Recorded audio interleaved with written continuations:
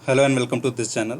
दोस्तों, इस समय हमारे देश में कोरोना की दूसरी लहर का कहर जारी है। ऐसे में हम सबको अपने स्वास्थ्य के प्रति सतर्क रहने की ज़रूरत है और साथ में कोविड के नियमों का भी पालन करना चाहिए।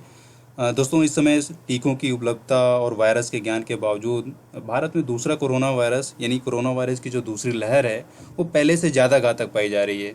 मामले तेज़ी से बढ़ रहे हैं और ऐसे में बढ़ते मामलों के साथ एंटीवायरल दवा रेमडेसिविर इंजेक्शन की मांग बढ़ती जा रही है। तो क्या इस दवाई की किसी कोविड पेशेंट को सख्त ज़रूरत होती है?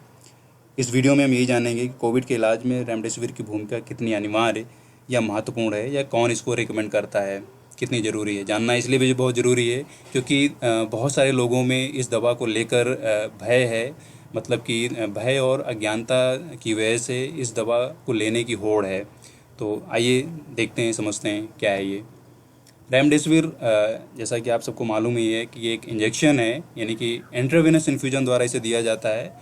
22 अक्टूबर 2020 को यूएस में एफडीए यानी फूड एंड ड्रग एडमिनिस्ट्रेशन ने 12 वर्ष की आयु के रोगियों या उससे बड़ी उम्र के रोगियों के लिए रिकमेंड किया था, और उनके लिए रिकमेंड किया था जो अस्पताल में भर्ती हो चुके हैं या बहुत ही क्रिटिकल सिचुएशन में हैं।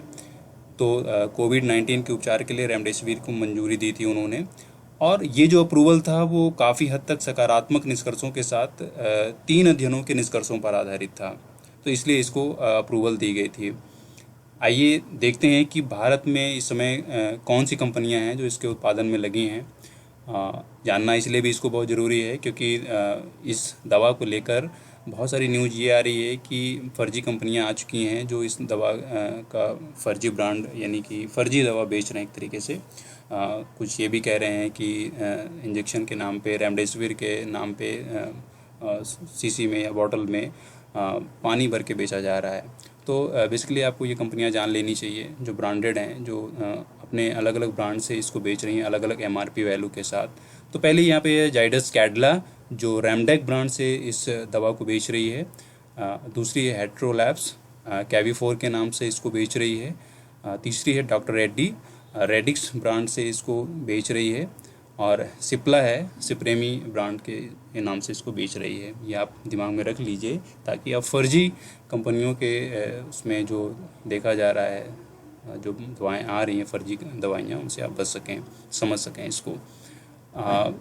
इस दवा के प्रयोग की सिफारिश कौन करता है ये भी जानना बहुत ज़रूरी है, क्योंकि जब तक एक हमारे पास नॉलेज अच्छे तरीके से नहीं रहेगी कि इसकी स्ट्रॉन्ग रिकमेंडेशन कहाँ से आ रही, किसने इसको रिकमेंड किया है, तब तक आप बहुत ज़्यादा मतलब इसमें जो अवेयरनेस होनी चाहिए वो अवेयरनेस एनरिच नहीं कर पाएंगे। तो ये जानना बहुत ज़रूरी है। तो रेमडेसिविर के उपयोग के संबंध में अलग अलग सिफारिशें की गई हैं। राष्ट्रीय स्वास्थ्य संगठन NIH ने अस्पताल में भर्ती कोविड-19 कुछ रोगियों के लिए रेमडेसिविर का उपयोग करने की सिफारिश की थी।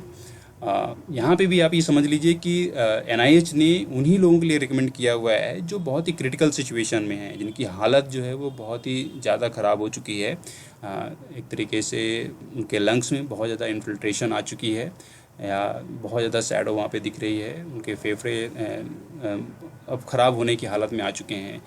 तो उस इन्फेक्शन को रोकने के लिए इस दवा को NIH ने रिकमेंड किया है। बट अगर WHO को देखा जाए तो WHO यानी कि विश्व स्वास्थ्य संगठन ने डेटा की कमी के कारण किसी भी कोविड-19, चाहे वो शुरुआती दौर पे हो चाहे वो क्रिटिकल सिचुएशन में हो, किसी भी कोविड-19 रोगी के लिए इसका इस्तेमाल करने की सिफारिश नहीं करता है। तो पहले तो आपको यही समझ लेना चाहिए कि भारत में राष्ट्रीय स्वास्थ्य संगठन NIH इसकी रिकमेंडेशन करता है। किनके लिए करता है? जो बहुत ही क्रिटिकल सिचुएशन में है, जिनकी हालत बहुत बेकार हो चुकी है। दूसरा, WHO जो है इसकी रिकमेंडेशन नहीं करता है। क्यों नहीं करता है? क्योंकि इसके रिसर्च पे जो डेटा है वो इनसफिशिएंट है इनके हिसाब से। देखा जाए तो रिसर्च क्या कहते हैं ये भी समझना ज़रूरी है कि किस रिसर्च के बेसिस पे इसको लॉन्च किया गया था। तो अभी तक ये देखा गया है कि जिन मरीजों में ये दवा दी गई है, ठीक है, 5 दिन 6 दिन उनमें दवा दी गई, तो उनमें जो रिकवरी थी वो अन्य मरीजों की तुलना में फास्ट थी, ठीक है, यानी वो एक तरीके से जल्दी रिकवर हो गए। बट ये स्पष्ट नहीं है कि यह जो सुधार है, ये जो रिकवरी थी वो क्लिनिकल रूप से इम्पोर्टेंट थी भी या नहीं थी, या ये इंडिविजुअल बॉडी के रिस्पॉन्स पे डिपेंड थी, ये स्पष्ट नहीं है। तो और भी आगे रिसर्च देखा गया है, अगले 10 दिन तक जब रेमडेसिविर को चला के देखा गया है तो इसको लेने वाले और ना लेने वाले में कोई विशेष अंतर नहीं था। शोधकर्ताओं का कहना है कि परिणामों की पुष्टि के लिए बड़े अध्ययन की ज़रूरत है। ठीक है, तो ये आपको समझ लेना चाहिए।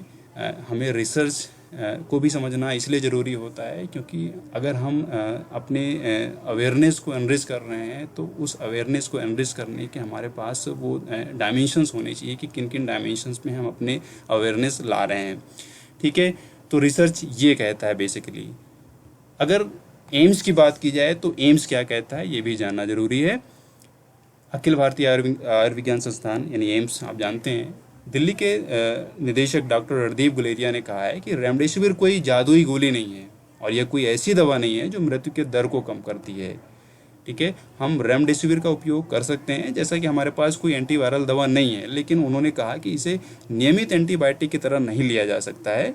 उन्होंने इस बात पर भी जोर दिया है कि एंटीवायरल दवा केवल उन लोगों को दी जानी चाहिए जो अस्पताल में भर्ती हैं और ऑक्सीजन सैचुरेशन में गिरावट हो रही हो और छाती के एक्सरे या सीटी स्कैन में अंतःस्पंदन यानी इन्फिल्ट्रेट्स दिख रहे हों।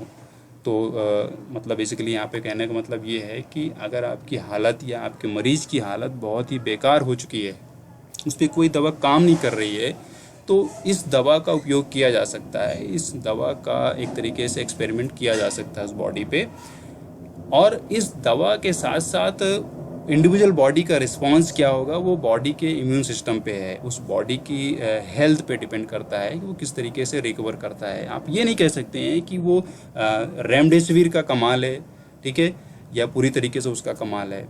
तो क्यों? क्योंकि अभी तक रिसर्च में जो डेटा आया है वो इनसफिशिएंट है। जैसा कि अभी हमने लास्ट में अभी देखा, WHO ने इसको सीधे तौर पे रिकमेंड नहीं किया है क्योंकि उनके पास इनसफिशिएंट डेटा है। तो एक तरीके से ये जो दवा है वो इंडिविजुअल बॉडी पे काम कर सकती है, नहीं भी कर सकती है, या एक तरीके से रेमडेसिविर और बॉडी की हेल्थ दोनों मिलकर कोविड पेशेंट को जल्दी रिकवरी दिला सकते हैं। तो ये आई थिंक आपके लिए बहुत ही हेल्पफुल रही होगी। अगर ये हेल्पफुल रही है तो ज़रूर दूसरों के साथ शेयर करें। मिलते हैं अगले वीडियो में। Thanks and take care.